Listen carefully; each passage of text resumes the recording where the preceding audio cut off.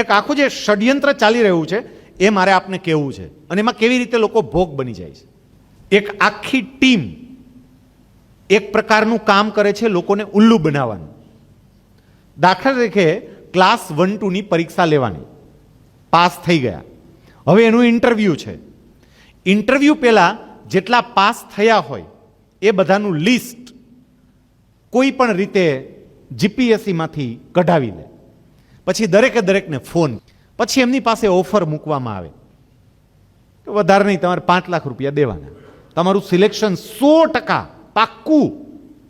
અને 5 લાખમાં અત્યારે 5 નહીં, તમે સિલેક્ટ થઈ જાઓ, સિલેક્શન લિસ્ટમાં તમારું નામ આવી જાય, તમે નામ વાંચી લ્યો, પછી તમારે આપવાનું, ત્યાં સુધી 5 આપવાની. બોલો, કરવું જ? હવે આવી ઓફર આપે, કેટલાકના મન ડગે. એમની પાસેથી બીજું કંઈ જ લેવાનું નહીં, ખાલી આજે ચાલે છે બધું, હું તમને કોલ લેટર લેવાનું, ઇન્ટરવ્યૂનો જે કોલ લેટર એને મળ્યો હોય ખાલી તમે કોપી આપી દો. પછી એમને શું કે ખબર છે કે તમે જ્યારે ઇન્ટરવ્યૂમાં જશો તમારે કોઈ ચિંતા કરવાની નથી, બધું ગોઠવાઈ ગયું છે, બધી વાત થઈ ગઈ છે, તમને જેવી રીતે ફાવે ને એ રીતે તમારે જવાબ આપવાના છે, કશી જ ચિંતા કર્યા વગર. અને ઇન્ટરવ્યૂ પેનલની અંદર આપણે જેની આરે બધું આખું ગોઠવ્યું છે ને એ વ્યક્તિ ઇન્ટરવ્યૂ પેનલમાં હાજર છે. ઓળખાણ રૂપે તમને કહું કે એને સફેદ શર્ટ પહેર્યો હશે, એને સફેદ શર્ટ પહેર્યો હશે.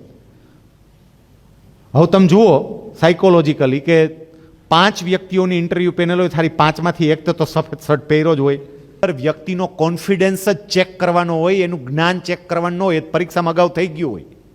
ઇન્ટરવ્યૂ માત્ર ને માત્ર એ કેટલો કોન્ફિડન્ટ છે, કેવો રિલેક્સ મોડમાં જવાબ આપી શકે છે, એ બધું જોવાનું હોય.